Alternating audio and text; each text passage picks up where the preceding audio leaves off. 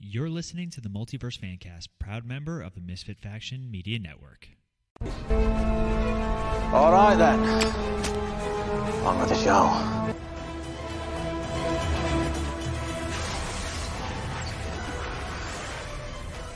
Hello, everyone, and welcome back to the Multiverse Fancast. Don't forget, if you guys are listening to us on the go, you can find us on Podbean, Apple Podcasts, Spotify, iHeartRadio, basically anywhere you get your podcast. You can also find more of our content on our website, themisfitfaction.com. There you find links to not only this show, but some of our other shows like Cinematic Adventures and MF Uncensored. As always, I'm one of your hosts, Paul. With me via the Zoom studio is Ronnie. Ronnie, how are you today? I'm doing super peachy fantastic. How about you? Oh, I hate that phrase. I hate when you say that. Actively hate it. I was doing okay until you dropped that old gem. You're welcome. I didn't say thank you, but okay then. Here we are. You're still welcome. Not welcome. But anyway, so we are back, and thank you guys for being patient. Scheduling, unfortunately, has been quite the challenge. We managed to, after a day of working, a day of being out in the rain and crying and complaining, ironically, we don't work the same job, but we still ended up outside all day. We wanted to get something out to you guys, and what better topic than something that Ronnie and Sean and former co-host Rob and our friend Brendan and pretty much anybody who's been on Multiverse have made fun of me in some capacity at some point. Maybe not Brendan as much because he does wear glasses, but today we're talking about superhero secret identities. Ronnie. Ooh. So Ronnie did not know what the topic was. He had a choice. His choice was A, know the topic, or B, not know the topic. And he went with B for some silly reason. So we're going to have a general discussion about superhero secret identities. Some of our talking points are going to be, are they still relevant? What are some of the most iconic ones? We'll have some fun with it because obviously you have to have some fun with it too. Mm-hmm. And we'll kind of get a feel for what you guys think about secret identities with our next Fan Feedback Friday, which will definitely happen this week because I dropped the ball last week. Anywho. But, all right, so really quick, Ronnie, what are your thoughts on the superhero secret identity?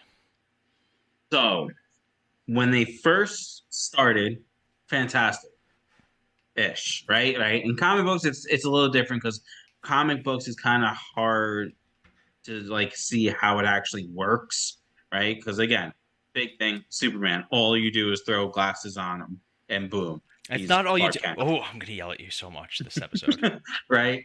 But then you have other ones that like when they go from their secret identity to the superhero, there's a lot of different changes, or they're wearing a mask completely, so you can't tell anything. Mm-hmm. Nowadays, I feel like secret identities there's like no need for them because I feel like everyone knows who that person is to some extent. You know what I mean? So I think like it's like, oh, we got to keep their identity hidden for 3 movies. It's like, no, like we get it. Movie 1, no one knows, but we all know, Peter Parker is Spider-Man. Clark Kent is Superman, right? Bruce Wayne, right? Mm-hmm. But I mean, because sometimes we don't need their secret identity story being told. Okay, so there's the secret identity, then there's the origin story. The origin story has been, yes, played to death. Do you think it's easier or harder? I think it would be harder nowadays to even like a real superhero to have a secret identity would be almost impossible nowadays. Oh yeah, like they would have to have a superpower that specifically counteracts it. Yeah, because I mean you got like CCTV and all this stuff where like, and everybody has a camera on hand all the time. All you got to do is be like, whoa, look, there's Spider-Man going into that apartment building on the 10th floor. So we're going to talk about that actually, because there are superheroes that have used their superpowers to actually hide their secret identity, and Spider-Man is one of them. So fun fact, we'll jump from the fanny pack, jumping ahead a little bit. Spider-Man's spider sense goes off whenever somebody is watching him unmask. That's somebody that like he can't trust. So yeah. Aunt May has seen him without his mask, like before she knew his quote unquote knew his identity. In some comics, she knew because she saw him change, and his spider sense didn't go off because she's not a threat to him. Yeah. But they did a great episode of the Spider-Man animated series back in the 90s where the Green Goblin was using portal technology to spy on Spider-Man, so he kept going in and out of portals, and Spider-Man's spider sense was like going crazy. It's like, no, he's right there, and he's like, what? And like, but yeah, in comics they've actually done that where Spider-Man's spider sense detects if somebody's about to find out his secret identity that's a threat to him. Same when he's swinging through the streets. When he fires a web, his spider sense subconsciously guides him so he doesn't like miss or hit like an open window. You're just cooking dinner and then it's all like, ah, ow, oh my god. Just get pulled right out the window. Ew, I got spider web in my soup. So, oh, gross. Anywho, so this topic will have some fun and some serious stuff in it, and the next one, unfortunately, is a little bit more on the serious side, and that is accountability and transparency. Do superheroes have a moral obligation to reveal their true identities to the public, and should they be held accountable for their actions of heroes without hiding behind masks? Thoughts? Go. All right. So should we know their secret identity? No. Right? Because, right, think of it this way. Like, we have these undercover agents in different law enforcement, right? Nobody knows who they are. Nobody's supposed to know who they are for safety reasons, right? So in the same regards, you have superheroes who, like for instance, you got Spider-Man who wears a mask. Nobody knows. That could be you. That could be me. That could be anybody. Don't tell anyone. Right? I know, right? Sorry. Shh. Now, but then you have someone, I'm going to pick on Superman again, just because that's the first one that comes to mind, right? Is there's nothing like that hides who he is, right? Everything talks about, the hair, he gets the curl instead of it, being messy or whatever down, right? And then no glasses to glasses, things like that, right? No like major changes. Like his face is still his face, right? It's just, and Spider-Man or whoever, it's getting covered, right? So to me, like their secret identity is a secret. No one's supposed to know. And to me, that's more of like a safety reason and to keep family safe. Which we're going to talk about. We're going to talk safe. We're going to talk about the families and all that stuff. Now, I think the bigger question, though, is superhero accountability. If a superhero has a secret identity, then they can never be found culpable under certain laws and practices and standards. And as much as I know you like to make fun of Batman versus Superman, that's a big question during it. Like, is Superman held to a different standard because of who he is and what he can do, or should he be held to a normal standard, but how do you enforce that? Like, we did the movie Hancock, right? We talked about that, and that was a whole talking point. Like, Hancock owed, like, millions of dollars in damages, and they're like, well, how are we going to arrest somebody like that? And they, eventually he turns himself in. But let's say I'm playing devil's advocate, because I personally, like, if a superhero has a secret identity, I kind of get behind it, but then at the other end, we don't know who that person is. That person may have zero training, may not know like laws, customs. Like you have this, again, I go back to Superman, who works as an international peacekeeping mission all on his own, basically. Yeah. And they say that like in Batman vs. Superman, the point that's brought up is, should he be acting unilaterally without any sort of oversight? And then you look at Captain America Civil War, where in the movie it was just about them being more regulated. In the comics, it was about secret identities and registration. So it leads to the question, if I was a superhero and I wanted to be properly trained how to use my abilities rather than just... We got very used to superhero movies and TV where the superhero does their training montage and then suddenly they're completely... adequate crime fighters. Like you look at Sam Raimi's Spider-Man versus Tom Holland's Spider-Man, where there's a severe learning curve, right? In Sam Raimi's, he doesn't have a learning curve. He does his montage, he gets his bad guy, and then suddenly he's just catching bad guys. I always think of the episode of Supergirl. It was like season 1, like episode 2 or 3, where she tries to put out a fire, but she doesn't do it right, and she makes it worse. And then the question is like, well, who is she? She could be just a plain Jane doing, like, you look at Clark Kent, even though in the comics he typically gets training in the Fortress of Solitude, like, same thing. He's a reporter. Like, how is he supposed, if he would take away all that training and just suddenly he's a reporter with superpowers, look at, or Tony Stark. Like, he's a billionaire playboy. Why should he know how to fight? So I think to a certain extent, and I think, or even more, like I feel like with superheroes, if it's tough because it's one of those, right? Superheroes, you can look at them different ways. You can look at them as vigilantes. And if they're vigilantes, technically what they're doing is illegal and they should be arrested, Correct. right? Technically. Now, if we look at them with some sort of regulation, they got to check in with someone. If they're like an agent of a police force or agent of the government, right? Mm-hmm. Then they're being regulated. But at the same time, like if they destroy property, they like what happened. It's on the city to build that. Just like if something happens with a police officer or like an FBI or something like that, if property gets damaged, right, in the course of the job, can't. I mean, you could try to sue that, the department or whatever. But again, it's like, dude, I'm saving your life, or I'm saving the city. A building goes down because of the bad guy. I'm just there. Like, you can't put that blame on me. So I think, like, a certain extent, like, yes, they need to be regulated and held with the same regards as if, like, you or I committed a crime. Mm-hmm. You know? Well, I go to the Captain America school of thought where Yeah. he says, like, when they're like, no, this isn't Shield or the World Security Council, this is the United Nations, and he goes, this is still run by people with agendas, and agendas change, and agendas can't dictate what we do. What if they want us to do something that we don't want to do, or they say we want to go somewhere and do something, and they say we can't, and people die? It's a big question, right? Yeah. If somebody with superpowers were to drop down from the skies right now, we did an episode, most of you guys remember a while back, why superpowers would suck in real life. Yeah. And we talk about that. Like if a being of immense power, and I'm not even talking like Superman level tier or anything like that, even like a Thor or something like, even though Thor's pretty up there too, I got to think of a better example, or even just a Spider-Man.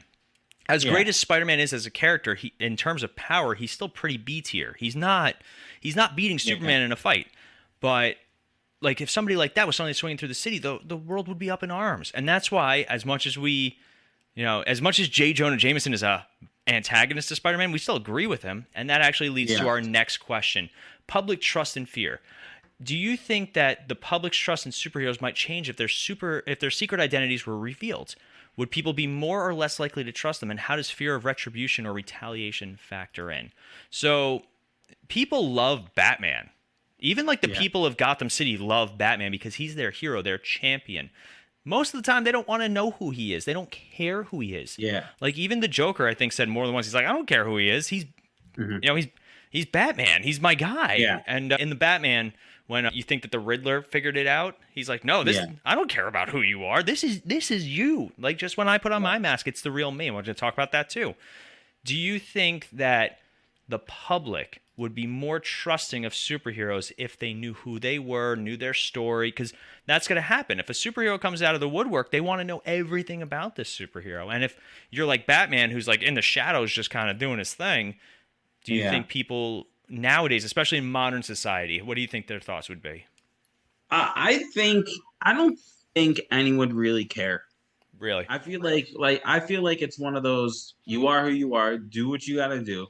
As long as you're getting the bad guys, I don't care. Mm-hmm. It doesn't matter anything about you. I don't care. You could be some homeless dude or you could be a rich billionaire. You could be this, you could be that, right? If you're doing good, that's all that matters, right? Now, if you do some messed up stuff, right? Or if you're like a villain or something like that, then it's like, I want to know your real identity so I could do something about it or report you, you know what I mean? But for superheroes, it's one of those things where they're doing good. I don't care who you are, what you look like, what you wear, things like that. Mm-hmm.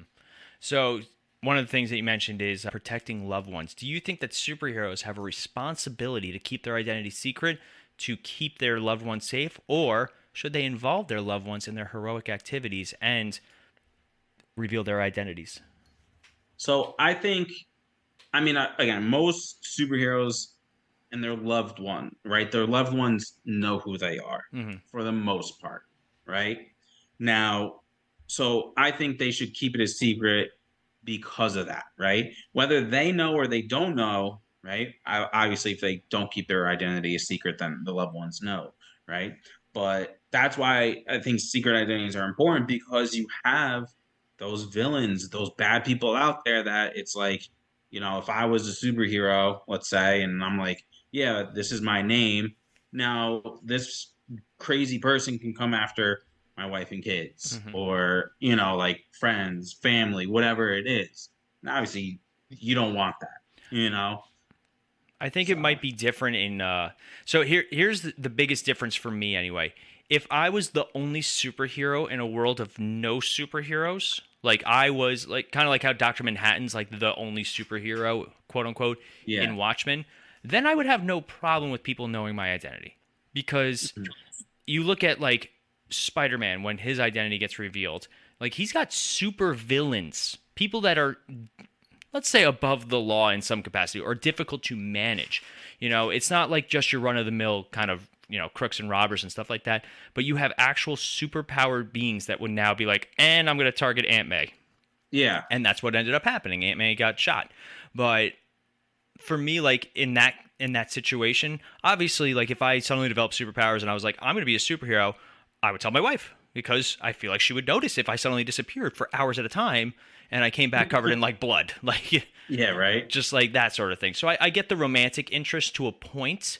I always think it's good drama and it adds to a story though sometimes. Like Yeah. Lois Lane and Clark Kent, or Mary Jane Watson and Peter Parker. It's always interesting to kind of see how those characters interact when one doesn't know the other's identity. Yeah. But now let's talk about some villains in Secret Identities.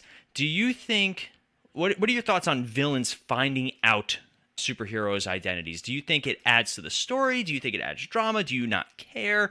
We'll go through some examples as well. I think it's a nice little twist that you can put on things, Hmm. right? It makes things more dramatic, right?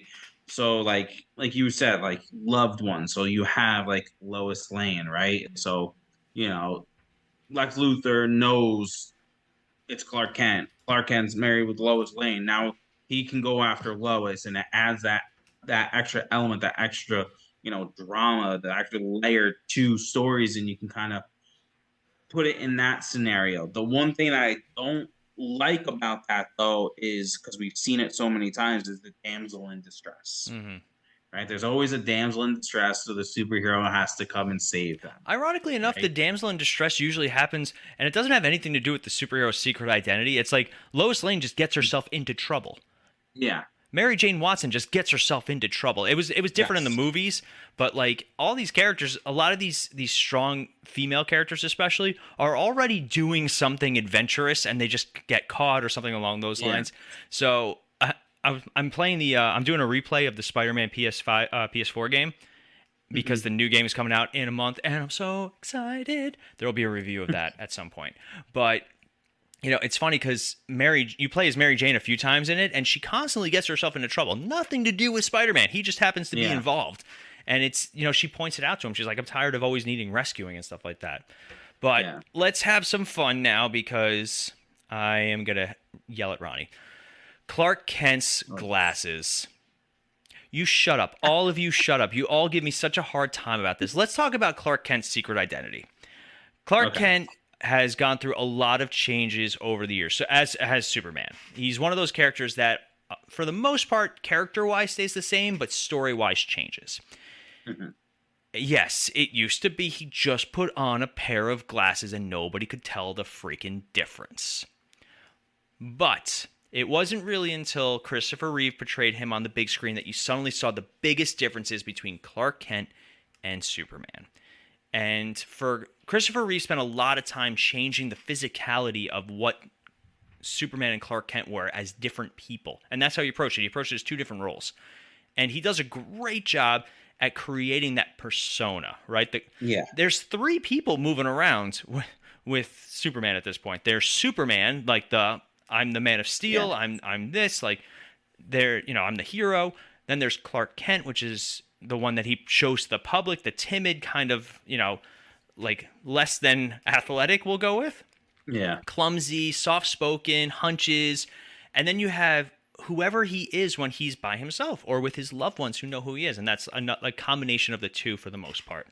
So for me, like, we joke. We joke a lot. You guys give me such a hard time.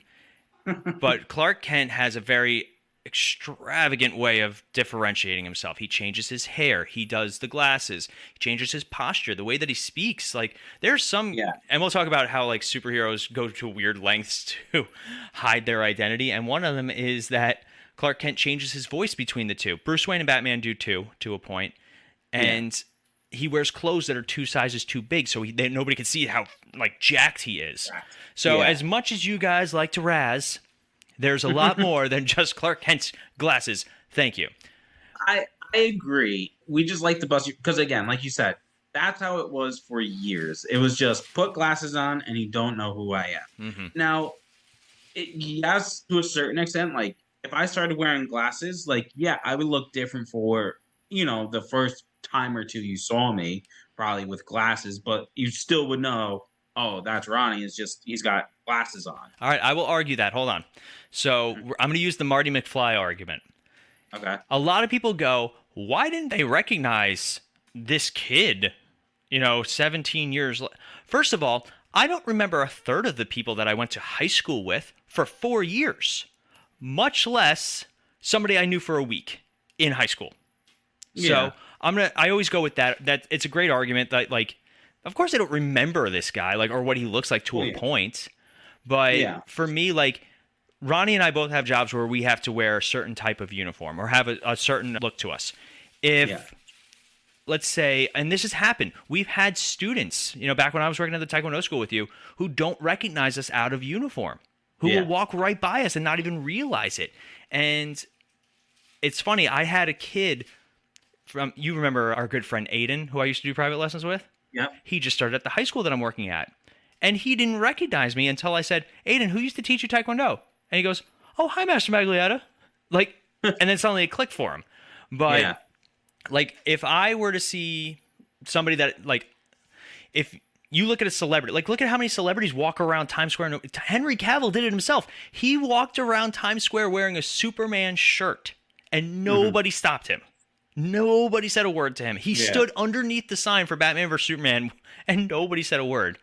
Because people also see what they want to see. Lex Luthor does a whole bit about when he supposedly finds out who Clark Kent and Superman are in one of the comics. He's like, who would want to be that? Like, if you're a god, he couldn't wrap his head around it.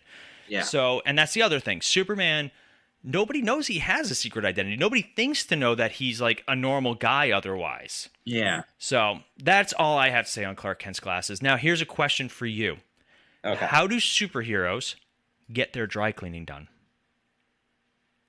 How? Well, you got Batman as Alfred. He just shows up to the cleaners on 42nd Street. Let's go with the not rich superheroes. We're not going to go with your Iron Man, who probably has an air filtering system in the suit that sprays a little Febreze as he's going.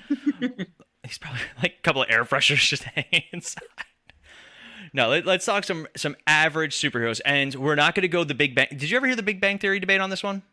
No. Where they were trying to figure out how Superman watches his impenetrable uniform, and it like he goes to a Kandorian dry cleaner after it's a whole nightmare. But your average superhero, how do you think that they do maintenance on their superhero costumes? Hand wash. Just hand wash, just scrubbing. Hand washing it in their sink. One of those some soap. The old school like racks of the metal, and you're just kind of you go down to the river nearby. I feel like which superhero do you think smells? I feel like Thor smells. Well, see, the thing with Thor is his costume is very airy. But also, because he's got a skirt. I know. But like he's also like a Norse, like just like Viking monster. Probably smells? The Hulk? Oh. Spider-Man. I feel like he definitely smells. He's in a one piece. Just sweating. Like this past week in New York where it was 90 and it felt like 7,000 degrees out. Like imagine swinging around fighting crime in that. Oh my God. One-piece latex suit. I just started sweating just thinking about it. That's why I love the Spider-Verse line where he's like telling him, baby powder, all the joints. Yeah. It's the most practical thing. All right, here's one. You ready? Do you think when superheroes want to reveal their identity, they do a superhero reveal party, and what do you think it would be like? I feel like they do. I feel like it's kind of like, let's take votes. Am I a guy? Am I a girl? Am I this or am I that? No. They get what? You could send out invitations. Guess who? It's kind of like the Masked Singer. They do a whole performance, and the panel of judges spins around and has to determine who they are. All right, you guys heard it here first. That is how Clark Kent. Oh, it's Bruce Wayne. Whoa! Who knew? I didn't know you could sing. That would actually be really fun. I'd watch that show. Superhero reveals, superhero tell-alls. Yeah. All right, so this one I'm going to change just a little bit. What do you think some of the funniest ways superheroes have, like, what are some lengths that superheroes have gone to hide their identities? What are some funny ones do you think you can think of? Ooh. I'm trying to think now. All right, I'll give you a second to think, and I'll give an example. They did an entire episode of Superman the Animated Series or Batman the Animated Series. They crossed over where Batman goes missing, so Superman has to take his place. So he uses the muscles in his throat to actually mimic Batman's voice perfectly. But people notice like weird things. So like one of the cops, after they talk to Commissioner Gordon, one of the cops like, is he bigger to you? Or like he goes to get the grappling hook and it's on the wrong side. So Robin's like, other side. And he switches quickly. Like little things. So for me, that's always one that I think of. Spider-Man has used his adhesive powers to stick his mask to his face. So, like, if you had to hide your identity as a superhero, what's a way you would probably try it? Like, something you would think of? Something. Oh, that's a tough one. I feel like I would try to give myself a different accent. Okay. Can you give us an example of what accent you would go with, Ronnie? Oh, God. No way. You don't want to get canceled on this one? You don't want to offend anyone? Yeah, I don't want to get canceled. Can we get canceled if I do it? Let's put another shrimp on the barbie. Yeah, right. That's from a movie. You know what I would do? I can use everyone and keep changing my accent every single time. Every single time, it's just a different voice. Right? Like you that would be perfect. I feel like no one would have a chance. See, I would go the wrong way, and instead of making my superhero voice deeper, my superhero voice would go higher, and my regular voice would go deeper. And I would be like, "Damn it! Now everybody knows." Yeah, right. But do the opposite. Here, a funny one. Jay Garrick, he used to vibrate his face so people couldn't see who he was. Yes. And they did that in the first season of The Flash. He would vibrate his face and vibrate his vocal cords so that his voice sounded all like distorted. Yeah. I mean, Eobard Thawne was still doing it at the end of Flash, and everybody knew who he was.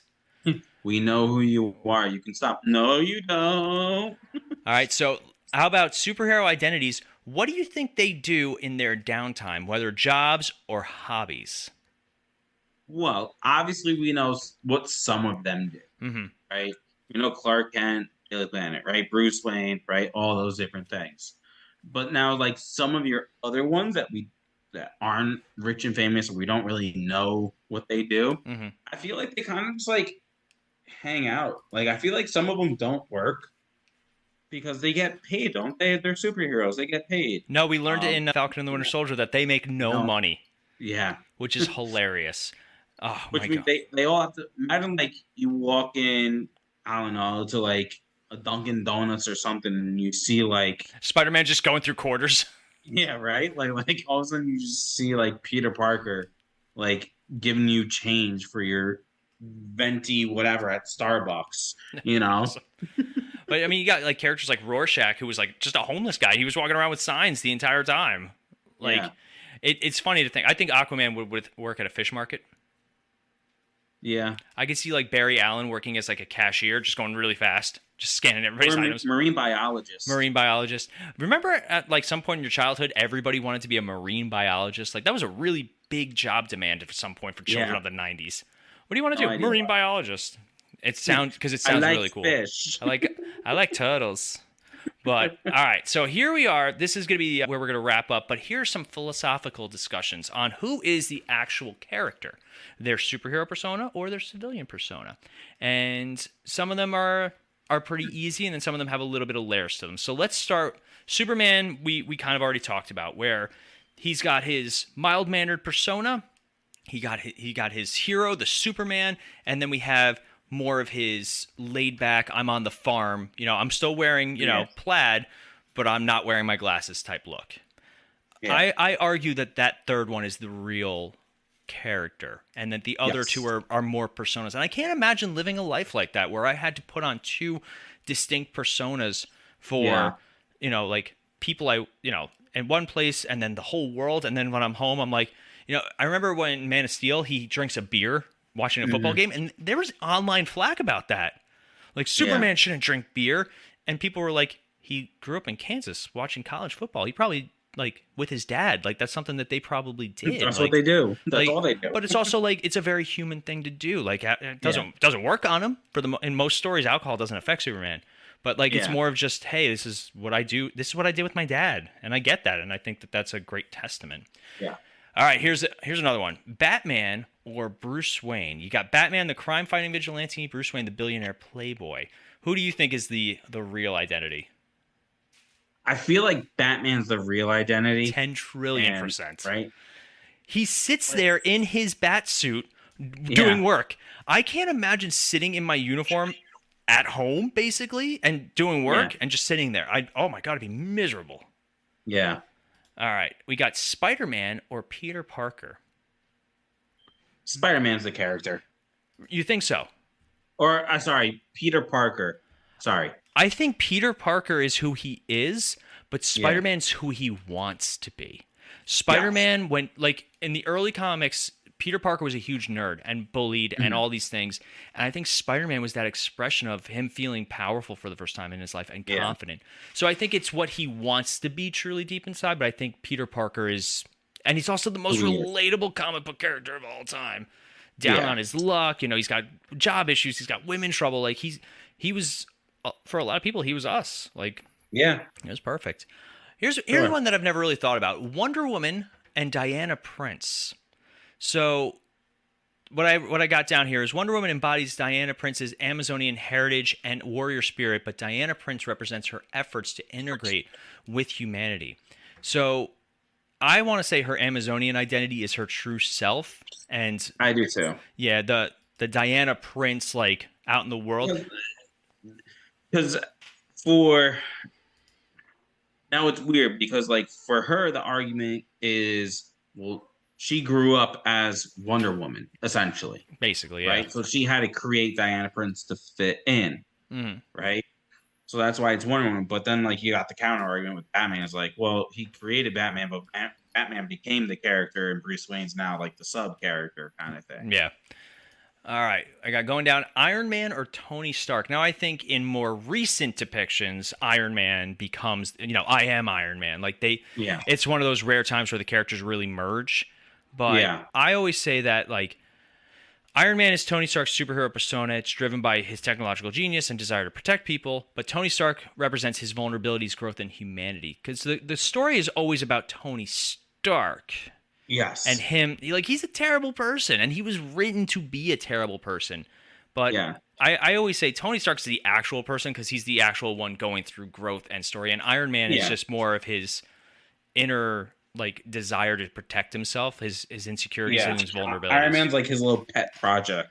I always think it's just kind of a shield that he puts around himself to, again, he's got insecurities that he won't ever acknowledge and issues. Like, he's a raging alcoholic in the comics. He's a philanderer. Like, he's not a good dude in the comics. Yeah. He does good things, but he's like, he had a sex tape with, like, She-Hulk or Black Widow that went out in the comics. Like, that's a real thing that happens. Like, just, ugh. You got The Flash and Barry Allen. This is a tough one. This to me is almost like the perfect mix. I can agree with that. I always say that, like, The Flash is Barry's already going desire to do justice and be a beacon of hope, and then he just gets the ability to do it. Yes. So I think that The Flash, I agree, especially in, like, the TV show, Barry Allen and The Flash are very much the same. Yeah. All right, here I'm going to do one more. All right, you ready? The Hulk and Bruce Banner. Who's the real character? I feel like Bruce Banner's the real one. Okay. Because it's almost kind of like with Iron Man, where he's this puny little scientist that, like, wishes and has admiration to be something else, be bigger in a way, right? And he gets that with the Hulk. But at the same time, it's also like, which Hulk are we talking about, right? If we're talking about, like, Professor, then it's kind of like like a nice little blank because he's still smart and all that kind of stuff, like Bruce Banner is.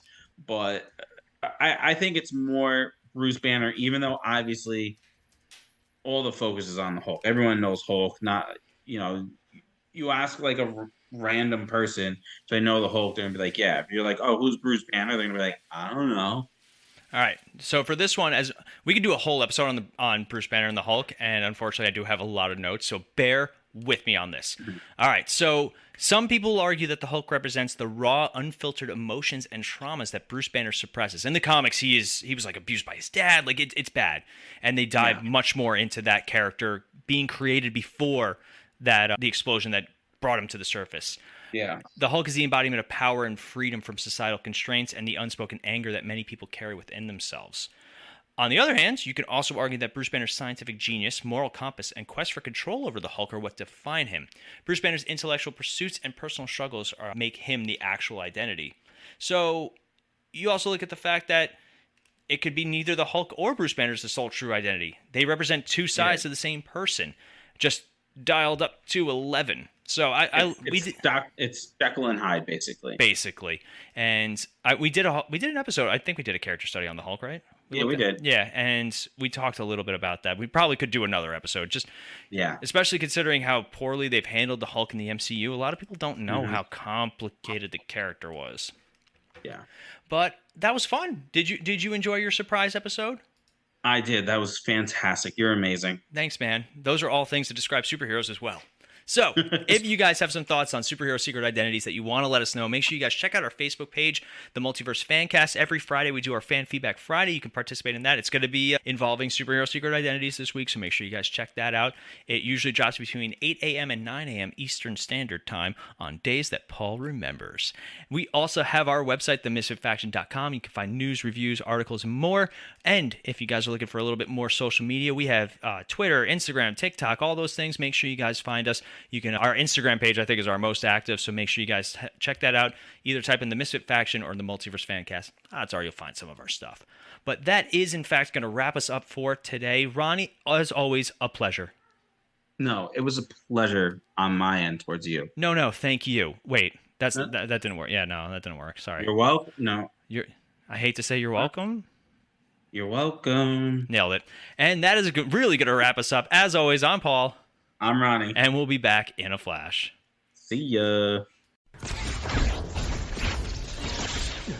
Hey guys, it's Paul, and the Misfit Faction is looking for your help. We are trying to grow not only our network, but also grow our brands, and the best way to do that is if you guys are looking to start your very own podcast. Maybe you guys have been listening to us for a while, maybe it's something you guys have always wanted to do, but you're not sure how to get started. If you go to podbean.com/misfitfaction, you guys will get a month of free podcasting on us. That is a gift from us. So make sure if you guys are looking to start your own show, you reach out to us and go to podbean.com/misfitfaction.